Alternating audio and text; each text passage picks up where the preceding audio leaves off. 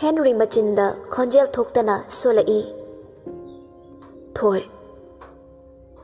Divyalaxmi shu nungaitaba sakpam ullaga lukthaduna lay. Henry na manakta changsillaga yam ingna hangai. Sidela ko bu kailege. Divyalaxmi shu ikai boy. Ai sida puri. Haidi. Ai sida manager oina puye. Henry harauna. Yam phoye. Ado. Divyalaxmi na mamitu michana na yengai. Henry shu yamun na yengi. Adubu Divyalaxmi ikai nushiyana na mamaido lukthaduna lay. Henry na makatarai. Kamdorige. Divyalaxmi mamaido nakanda lay thoklaga sorsang na hondoklaga hairi.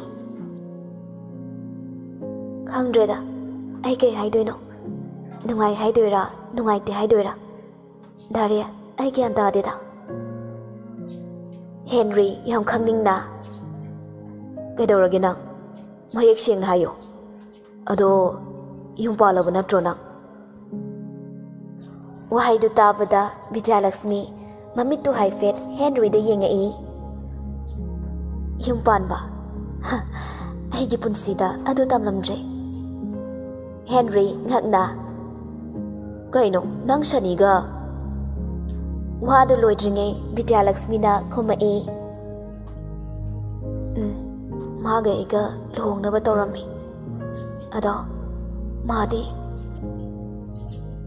Divyalaxmi makata bangamde mapi ira chelai. Henry masadu kainom tawre wakalamata khantadana wahang kaya hanglai. Maga dorage. Divyalaxmi yam pendana. Madi minati sanisa. Ay bunusiba natte. Aigi property bu mihauduna nungsiba saraga lerambani. Sida natana lady killer ne. Matam kharagi mangda ma fatte khangna aikoi babana aigi luhong na basimbiki. Ai suisana yakide. Adubu ai upai lekide. Divyalaxmi wangang bangamde khonjen nikna makatarai. Maga aiga luhong banumit. Numitugi mamdo mayaida. Mahabur epkesta chene haiduna Parga puki bani. Numitu da ay asibaga pangkak oira bani. Hu thaktu da ay doktor mayam na laikat nahi. Henry gi thamoy puba ngamdre. Divyalaxmi gi wahay mayam du tabada. Henry su kupthana hangai. Madi hauze kenta haidabra. Divyalaxmi thawai chak na haidai. Hauzik ma jail da lairi. Henry mamitu lak thoklaga. Kari, adudi nang hauzik kai khaliba. Divyalaxmi sintharakliba mapi du tai thoklaga hairi. Aina bo hauzik kari amu khalune.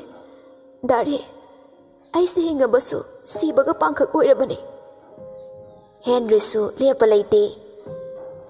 Ado nang hauzik ma thoklaga nanga maga. Wadu thalai.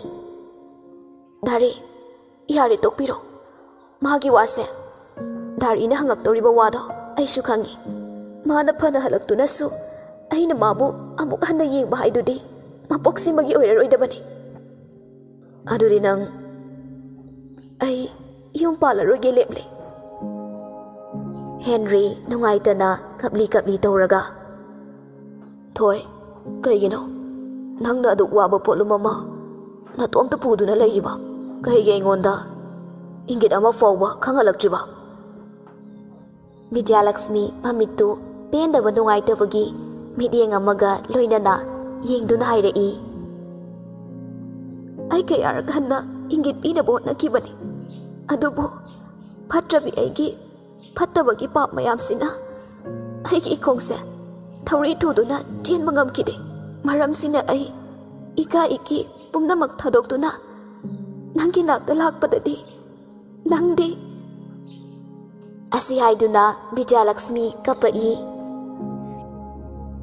Henry shu yengba ngamdre hena nungaitaba phawi makhutu tingthoklaga Divyalaxmi bu thenge tawi. Henry khantaruba mikupta masadu tawfom khangdana makoktu nalaga khangli. Henry tapna kakano yarise nangna kaigi aingonda warau wa ngangiba kaigino aingonda singna hayo.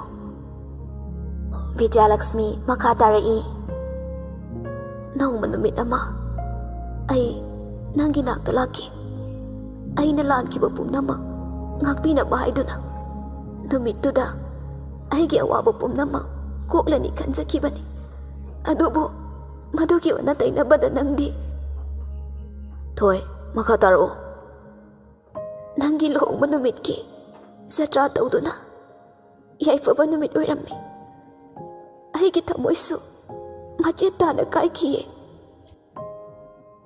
Henry angawba amagum wakal amata khanthadana magi mapukta leiba ngayaki ningakpa wadu hairei. Kaigino nangna ingonda karimta hairamdana chatlibade nangna hairamadi numitto ai luhongbado toklambasu yai. Divyalaxmi ngakna nate nate ai madu ngamloye ai migi thakmoi thugaiba ngamloye nangga punsi lai punsimgadawriba mana nangbu kundo paring paiduna khawrang na ngairamgani aduga aina maram hoiraga.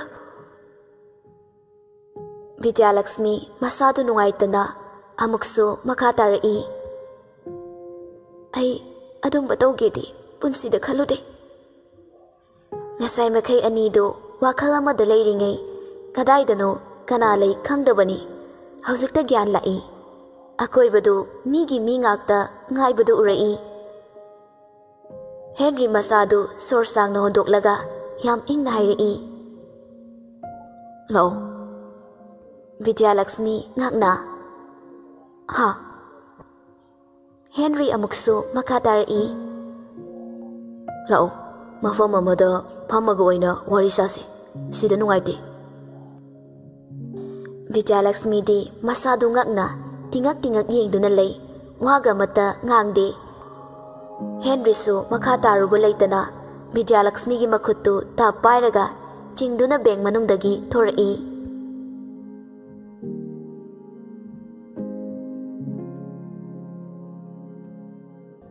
Somdana kamdauri Newton geta lepaga lei security na fambadu fo mana famaga tasengna hairabada security ngaktrasu yarabagi maongni. Picture changakpa ubada Newton mamonoglai tungdagi laptakna tamo yam ingna tamna lauko. Newton khonjel gadu sem saraga lei. Picture su tumina changdogi tawbadu ubada Newton su tapna ngangidi khanmani adubu masagi hainabi habit leibanina yam hauktana yakna haidokhi. Hey ngaiko Picture khangbai kaiboi chaplepi. Newton su amok makok tu hotlaga hairei as khara kan khramali. Picture na ha kaibo. Newton na kaishu nate chak de kai chak no. Tungda leiriba manaupada yenglaga pisumna mathangatuna ingit tawi. James karino khangdana masadu ingit tawrei. Picture na good morning sir. Newton gyan tadana ha morning. Picture changdogi tawi adu ubada Newton handakti yam tapna hairagi khanna yam thina tapna hairei. Kai ronba charake. Picture yam tapna ngangbaduda tadre sumchangki. Newton handakti I karakle magi hongnabidu tawrei. Oi ngaiko nang aina hangi satadabra. Picture su amokina sorry sir taza hodre. Kai charake chak. Newton haifong khangda pangangda ngangai. Kari chak. Picture ngakna ha sir mina chanaba chak tuni. ꯑꯣ ꯑꯗꯨ ꯑꯣꯏꯔꯦ ꯃꯥꯅꯤ ꯀꯩ ꯊꯣꯡꯕ ꯄꯤꯛꯇ꯭ꯔꯨꯁꯨ ꯁꯥꯎꯅꯤꯡꯅ ꯈꯨꯝꯃꯛꯏ ꯍꯨꯏ ꯊꯣꯡꯕ ꯑꯃꯒ ꯑꯣꯛ ꯃꯔꯤꯟ ꯑꯇꯥꯎꯕ ꯑꯃꯒ ꯁꯟ ꯁꯤꯡꯖꯨꯅꯤ ꯅ꯭ꯌꯨꯇꯟꯗꯤ ꯑꯗꯨꯝꯕ ꯑꯃꯠꯇ ꯍꯩꯅꯕ ꯅꯠꯇꯦ ꯇꯥꯕꯗ ꯍꯩꯅꯗꯕꯗ ꯂꯣꯏꯔꯦ ꯃꯁꯥꯗꯨ ꯊꯨꯀꯠꯄ ꯑꯃ ꯌꯥꯎꯔꯛꯂꯦ ꯌꯥꯝ ꯍꯩꯅꯗꯅ ꯑꯧ ꯌꯥꯔꯦ ꯇꯣ ꯁꯔ ꯑꯗꯨꯗꯤ ꯑꯩ ꯑꯃꯨꯛ ꯆꯪꯉꯒꯦꯀꯣ ꯄꯤꯛꯇ꯭ꯔꯨꯅ ꯆꯪꯈꯤꯕꯗꯨ ꯌꯦꯡꯂꯒ ꯅ꯭ꯌꯨꯇꯟ ꯂꯩꯍꯧꯋꯤ ꯖꯦꯝꯁꯅ ꯀꯩꯅꯣ ꯇꯥꯃꯣꯅ ꯉꯥꯡꯉꯤ ꯃꯌꯥꯝꯗꯨꯕꯣ ꯅ꯭ꯌꯨꯇꯟꯅ ꯑꯁ ꯑꯩꯁꯨ ꯀꯩ ꯍꯥꯏꯗꯣꯏꯅꯣ ꯍꯥꯏꯐꯝ ꯈꯪꯗꯦꯕ ꯃꯥ ꯎꯔꯒ ꯑꯩꯅ ꯐꯖꯅ ꯍꯥꯏꯒꯦ ꯍꯥꯏꯕꯁꯦ ꯁꯨꯛꯉꯝ ꯍꯦꯛ ꯉꯝꯗꯦ ꯉꯝꯃꯨꯅꯨ ꯀꯩ ꯀꯥꯟꯗꯕꯗ ꯈꯣꯡꯃꯨ ꯊꯣꯛꯑꯒ ꯁꯨꯝ ꯂꯩꯌꯨ ꯁꯣꯝꯗ ꯑꯃꯅ ꯃꯉꯣꯟꯗ ꯃꯤ ꯇꯥꯔꯤ ꯑꯗꯨꯒꯤꯅꯦ ꯀꯩꯕꯣ ꯀꯩꯁꯨ ꯅꯠꯇꯦ ꯑꯩ ꯆꯪꯉꯦꯀꯣ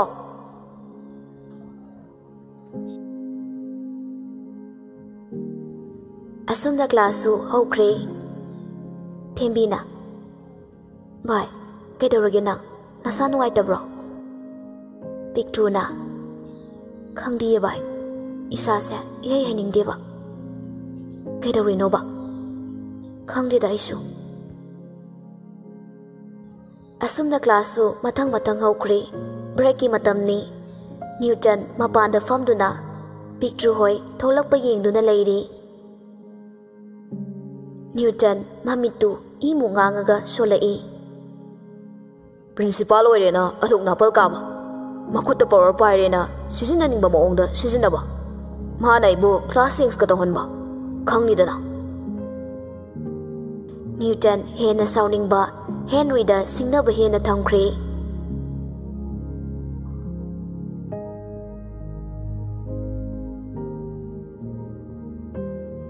ꯖꯦꯝꯁꯅ ꯌꯥꯅꯤ ꯌꯥꯔꯣꯏ ꯀꯣꯛ ꯍꯥꯏꯔꯛꯑꯣ ꯊꯦꯝꯕꯤꯅ ꯗꯥ ꯖꯦꯝꯁ ꯑꯁ ꯑꯩꯗꯤꯕ ꯌꯥꯝ ꯇꯜꯂꯤꯀꯣ ꯃꯤꯒꯤ ꯃꯃꯥꯡꯁꯤꯗ ꯏꯀꯥꯏꯕ ꯈꯪꯕ ꯌꯥꯝ ꯁꯥꯖꯅꯨꯀꯣ ꯊꯦꯝꯕꯤꯁꯨ ꯁꯥꯎꯅꯤꯡꯅ ꯃꯥꯜꯂꯦ ꯊꯣꯛ ꯈꯨꯝꯂꯛꯏ ꯑꯣ ꯑꯩꯗꯤ ꯅꯪ ꯄꯥꯝꯗꯤꯌꯦ ꯅꯣꯏ ꯇꯥꯃꯣ ꯄꯥꯝꯃꯤ ꯅꯇꯩꯃ ꯑꯣꯏꯅꯤ ꯖꯦꯝꯁꯁꯨ ꯏ ꯀꯥꯗꯅ ꯊꯣꯛ ꯍꯥꯏꯔꯛꯏ ꯁꯤꯌꯥ ꯅꯪꯅ ꯐꯅ ꯄꯥꯝꯃꯁꯨ ꯐꯪꯉꯔꯣꯏꯅꯦ ꯑꯩꯒꯤ ꯏꯇꯩꯃꯗꯤꯀꯣ ꯅꯪꯒꯤ ꯇꯨꯡꯗꯒꯤ ꯄꯤꯀꯅꯥꯎꯗꯣ ꯑꯗꯨꯅꯤ ꯋꯥꯍꯩꯗꯨ ꯇꯥꯕꯗ ꯄꯤꯛꯇ꯭ꯔꯨ ꯃꯃꯤꯠꯇꯨ ꯂꯥꯎꯊꯣꯔꯛꯏ ꯑꯦ ꯊꯦꯝꯕꯤꯁꯨ ꯅꯨꯡꯉꯥꯏꯖꯗꯦ ꯅ꯭ꯌꯨꯇꯟꯕꯨ ꯃꯥꯅ ꯌꯥꯝꯅ ꯅꯨꯡꯁꯤꯖꯕꯅꯤ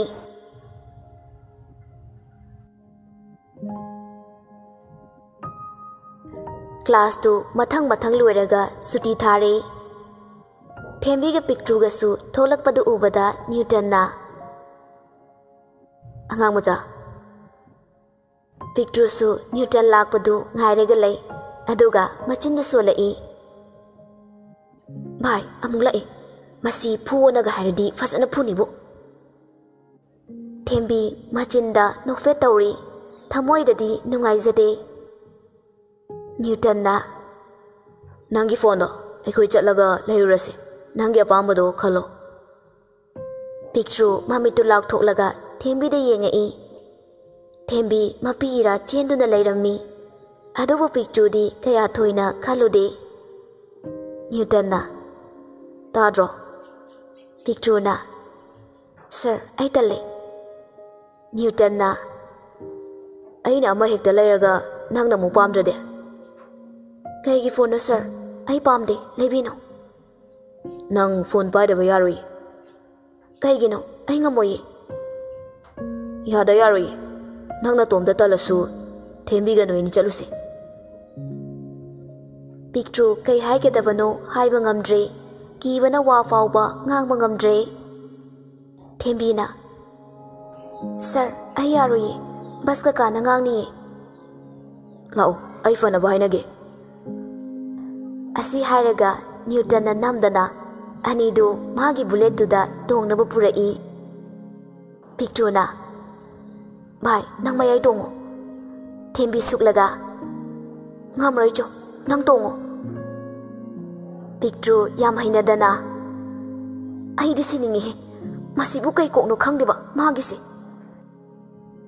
ꯅ꯭ꯌꯨꯇꯟ ꯒꯥꯔꯤꯗꯨ ꯁ꯭ꯇꯥꯔꯠ ꯇꯧꯔꯒ ꯂꯩꯔꯦ ꯑꯅꯤꯗꯨ ꯀꯥꯔꯛꯇꯕꯗꯒꯤ ꯀꯩꯗꯧꯔꯒꯦ ꯂꯥꯛꯑꯣ ꯊꯦꯡꯈꯤꯅꯤꯌꯦ ꯄꯤꯛꯇ꯭ꯔꯨꯒ ꯊꯦꯝꯕꯤꯒ ꯑꯅꯤꯗꯨ ꯌꯦꯡꯅꯩ ꯇꯟꯗꯤ ꯇꯜꯂꯕꯅꯤ ꯎꯄꯥꯏ ꯂꯩꯇꯦ ꯄꯤꯛꯇ꯭ꯔꯨꯅ ꯃꯌꯥꯏꯗ ꯇꯣꯡꯉꯤ ꯊꯦꯝꯕꯤꯅ ꯇꯨꯡꯗ ꯇꯣꯡꯉꯤ ꯑꯍꯨꯝꯗꯨ ꯆꯠꯈ꯭ꯔꯦ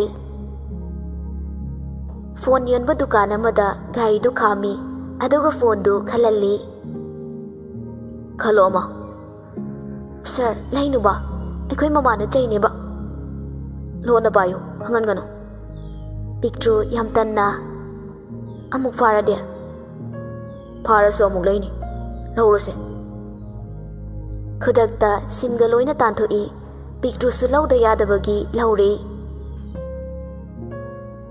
ꯅ꯭ꯌꯨꯇꯟꯅ ꯀꯩꯅꯣꯝꯃ ꯆꯥꯈꯤꯁꯤ ꯂꯥꯛꯑꯣ ꯄꯤꯛꯇ꯭ꯔꯨ ꯍꯟꯗꯛꯇꯤ ꯈꯔ ꯁꯥꯎꯅꯤꯡꯅ ꯍꯥꯏꯔꯛꯏ ꯑꯁ ꯁꯔ ꯑꯩ ꯆꯠꯂꯅꯤ ꯂꯥꯛꯏꯁꯤ ꯁ꯭ꯀꯨꯜꯅꯤ ꯅ꯭ꯌꯨꯇꯟꯁꯨ ꯈꯔꯗꯤ ꯏꯀꯥꯏꯕ ꯐꯥꯎꯏ ꯉꯥꯡꯉꯛꯏꯗꯨ ꯑꯉꯥꯡ ꯑꯣꯏꯔꯁꯨ ꯈꯨꯝꯐꯝ ꯈꯪꯗ꯭ꯔꯦ ꯄꯤꯛꯇ꯭ꯔꯨ ꯁꯧ ꯁꯧ ꯂꯥꯡꯉꯒ ꯆꯠꯂꯁꯦꯕ ꯅ꯭ꯌꯨꯇꯟꯁꯨ ꯄꯤꯡ ꯂꯥꯎꯅ ꯁꯧꯒꯠꯂꯛꯏ ꯑꯩꯅ ꯅꯪ ꯐꯥꯔ ꯊꯝꯅꯤ ꯍꯥꯏꯕ꯭ꯔꯣ ꯅꯪ ꯉꯁꯤ ꯃꯩꯈꯥꯏꯔ ꯍꯥꯠꯇꯣꯛꯎꯔꯣ ꯑꯁꯤ ꯍꯥꯏꯔꯒ ꯎꯄꯥꯏ ꯂꯩꯇ ꯅ꯭ꯌꯨꯇꯟ ꯃꯣꯏ ꯑꯅꯤꯕꯨ ꯑꯃꯨꯛ ꯊꯤꯟꯅꯕ ꯒꯥꯔꯤꯗꯨ ꯊꯧꯏ ꯑꯁꯨꯝ ꯂꯥꯛꯄꯗ ꯂꯝꯕꯤꯗ ꯍꯦꯟꯔꯤꯅ ꯎꯔꯦ ꯅ꯭ꯌꯨꯇꯟꯅ ꯄꯤꯛꯇ꯭ꯔꯨꯒ ꯊꯦꯝꯕꯤꯒ ꯒꯥꯔꯤ ꯊꯧꯔꯒ ꯄꯨꯈꯤꯕꯗꯨ ꯍꯦꯟꯔꯤ ꯄꯥꯈꯠꯅ ꯊꯣꯏ ꯍꯜꯂꯁꯦ ꯕꯤꯖꯌꯂꯛꯁꯃꯤꯅ ꯗꯥꯔꯦ ꯀꯩꯗꯧꯔꯒꯦ ꯍꯦꯟꯔꯤ ꯃꯥꯅ ꯍꯥꯟꯅ ꯒꯥꯔꯤ ꯀꯥꯔꯒ ꯂꯥꯛꯑꯣ ꯊꯕꯛ ꯂꯩꯔꯦ ꯍꯌꯦꯡ ꯑꯃꯨꯛ ꯊꯦꯡꯅꯁꯦꯕ ꯑꯁꯤ ꯍꯥꯏꯔꯒ ꯑꯅꯤꯗꯨ ꯍꯜꯂꯛꯏ ꯍꯦꯟꯔꯤꯗꯤ ꯕꯤꯖꯌꯂꯛꯁꯃꯤꯕꯨ ꯃꯌꯨꯝꯗ ꯊꯤꯜꯂꯝꯂꯒ ꯃꯥꯁꯨ ꯅ꯭ꯌꯨꯇꯟꯕꯨ ꯇꯥꯟꯅꯔꯛꯏ ꯅ꯭ꯌꯨꯇꯟ ꯒꯥꯔꯤ ꯊꯧꯅ ꯊꯧꯅ ꯍꯪꯉꯛꯏ ꯊꯦꯝꯕꯤ ꯀꯥꯏꯗꯩꯅꯦꯕ ꯊꯦꯝꯕꯤꯅ ꯁꯔ ꯑꯩꯅ ꯕꯤꯁꯅꯨꯄꯨꯔ ꯊꯣꯡꯖꯥꯎ ꯃꯈꯥꯗꯒꯤꯅꯦ ꯄꯤꯛꯇ꯭ꯔꯨꯁꯨ ꯈꯨꯝꯂꯛꯏ ꯑꯩꯅ ꯉꯥꯏꯈꯣꯡ ꯈꯨꯂꯦꯟꯅꯤ ꯑꯗꯣ ꯁꯔ ꯑꯁꯤꯒꯤ ꯂꯝꯕꯤꯁꯤꯗ ꯐꯥꯎꯖꯤꯜꯂꯣ ꯑꯩꯅ ꯍꯦꯟꯅ ꯅꯛꯏ ꯅ꯭ꯌꯨꯇꯟꯅ ꯉꯥꯏꯈꯣ ꯃꯥ ꯍꯥꯟꯅ ꯊꯤꯜꯂꯨꯈꯤꯁꯦ ꯄꯤꯛꯇ꯭ꯔꯨꯅ ꯁꯔ ꯑꯩꯒꯤꯗꯤ ꯅꯛꯏ ꯐꯥꯎꯖꯤꯟꯈ꯭ꯔꯁꯦꯕ ꯊꯦꯝꯕꯤꯌꯥ ꯑꯩꯈꯣꯏꯅ ꯅꯛꯇ꯭ꯔꯣ ꯅꯛꯏ ꯅꯣꯏꯒꯤꯗꯤ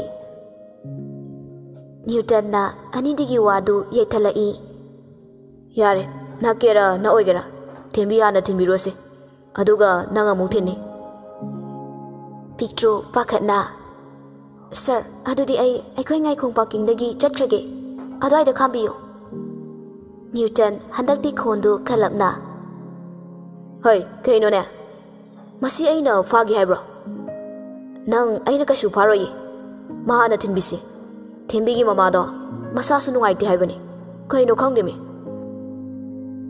ꯄꯤꯛꯇ꯭ꯔꯨ ꯁꯥꯎꯅꯤꯡꯕꯗ ꯂꯣꯏꯔꯦ ꯑꯗꯨꯕꯨ ꯍꯥꯏꯔꯨꯕꯁꯨ ꯉꯝꯗ ꯇꯨꯃꯤꯟꯅ ꯂꯩ ꯑꯁꯨꯝꯅ ꯊꯦꯝꯕꯤꯕꯨ ꯊꯣꯡꯒꯥꯜ ꯐꯥꯎꯕ ꯊꯤꯜꯂꯛꯂꯦ ꯊꯦꯝꯕꯤꯅ ꯚꯥꯏ ꯑꯩ ꯂꯩꯍꯧꯔꯒꯦꯀꯣ ꯌꯨꯝ ꯌꯧꯔꯒ ꯀꯣꯜ ꯇꯧꯔꯛꯑꯣ ꯑꯁꯤ ꯍꯥꯏꯔꯒ ꯅ꯭ꯌꯨꯇꯟꯗ ꯑꯃꯨꯛ ꯑꯣꯟꯁꯤꯜꯂꯛꯏ ꯁꯔ ꯑꯩ ꯂꯩꯍꯧꯔꯒꯦ ꯅ꯭ꯌꯨꯇꯟ ꯃꯣꯃꯣ ꯅꯣꯛꯅ ꯍꯣꯏ ꯂꯩꯍꯧꯔꯣ ꯑꯗꯨꯗꯤ ꯑꯩꯈꯣꯏ ꯆꯠꯂꯦꯀꯣ ꯄꯤꯛꯇ꯭ꯔꯨ ꯃꯁꯥꯗꯨ ꯍꯩꯅꯗ꯭ꯔꯦ ꯉꯁꯥꯏꯈꯩꯗꯤ ꯊꯦꯝꯕꯤ ꯌꯥꯎꯕꯒꯤ ꯈꯔ ꯐꯕꯅꯤ ꯄꯥꯈꯠꯄꯁꯨ ꯄꯣꯛꯏ ꯀꯤꯕꯁꯨ ꯐꯥꯎꯏ ꯅ꯭ꯌꯨꯇꯟ ꯒꯥꯔꯤꯗꯨ ꯊꯧꯅ ꯊꯧꯅ ꯁꯥꯏꯠ ꯒ꯭ꯂꯥꯁꯇꯒꯤ ꯑꯃꯨꯛꯁꯨ ꯌꯦꯡꯖꯩ ꯃꯇꯣꯝꯇꯁꯨ ꯅꯨꯡꯉꯥꯏꯖꯔꯤ ꯄꯤꯛꯇ꯭ꯔꯨꯁꯨ ꯈꯪꯉꯤ ꯄꯣꯠꯅꯤ ꯈꯪꯗꯕ ꯅꯠꯇꯦ ꯑꯗꯨꯕꯨ ꯈꯪꯗꯕ ꯁꯥꯖꯤꯟꯅꯩ ꯏꯀꯥꯏꯕꯒ ꯍꯩꯅꯗꯕꯒ ꯃꯁꯥꯗꯨ ꯈꯔ ꯍꯟꯊꯔꯒ ꯐꯝꯃꯤ ꯁꯨꯝ ꯆꯠꯊꯒꯤ ꯃꯥꯅ ꯃꯅꯤꯡꯗ ꯆꯠꯊꯔꯒ ꯐꯝꯃꯕꯅꯤꯅ ꯈꯣꯡ ꯊꯝꯕꯗꯨ ꯑꯅꯤ ꯊꯝꯕ ꯌꯥꯗ꯭ꯔꯦ ꯌꯥꯝ ꯋꯥꯅ ꯐꯝꯃꯤ ꯁꯨꯝ ꯐꯝꯂꯝꯕꯗꯒꯤ ꯋꯥꯔꯛꯂ ꯃꯥꯜꯂꯦ ꯄꯤꯛꯇ꯭ꯔꯨ ꯉꯥꯏꯈꯨꯑꯣ ꯑꯝꯇ ꯈꯥꯝꯃꯨ ꯁꯔ ꯅ꯭ꯌꯨꯇꯟꯁꯨ ꯒꯥꯔꯤꯗꯨ ꯈꯥꯝꯃꯤ ꯑꯗꯨꯒ ꯀꯩꯗꯧꯔꯒꯦ ꯄꯤꯛꯇ꯭ꯔꯨ ꯄ꯭ꯔꯞ ꯀꯨꯝꯊꯩ ꯑꯗꯨꯒ ꯃꯤꯒꯤ ꯀꯤ ꯀꯥꯎꯐꯝꯗꯨ ꯃꯥꯅ ꯆꯤꯡꯊꯣꯛꯏ ꯑꯗꯨꯒ ꯑꯃꯨꯛ ꯒꯥꯔꯤꯗ ꯀꯥꯏ ꯅ꯭ꯌꯨꯇꯟꯗꯤ ꯑꯍꯥꯟꯕꯗ ꯀꯔꯤꯅꯣ ꯈꯜꯂꯤ ꯄꯤꯛꯇ꯭ꯔꯨꯅ ꯇꯧꯔꯤꯕꯗꯨ ꯈꯪꯗꯦ ꯑꯃꯨꯛꯁꯨ ꯀꯩꯗꯧꯔꯒꯦ ꯄꯤꯛꯇ꯭ꯔꯨ ꯀꯤ ꯀꯥꯎꯕꯩꯗꯨꯗ ꯃꯈꯣꯡꯅ ꯅꯦꯠꯂꯤ ꯑꯗꯨꯕꯨ ꯐ꯭ꯔꯤꯗ ꯇꯥꯏ ꯑꯃꯨꯛꯁꯨ ꯃꯆꯤꯟꯗ ꯁꯣꯜꯂꯛꯏ ꯌꯥꯝ ꯅꯨꯡꯉꯥꯏꯇꯦ ꯋꯥꯏꯌꯦꯕ khong thambay sida oina thamge tawbane sir. Newton mamitu lauthora Pictrusu suklap tawraga kaino ayadaba oira male. Newton di nokningmada loire nokpa khangzili tumina gari du thawri. Pictruna sum netlaga chalaga sum puthabadu ubada nokningbada loire khangba ngamda hauna nokthora Pictru ngakna Sir kaidawrage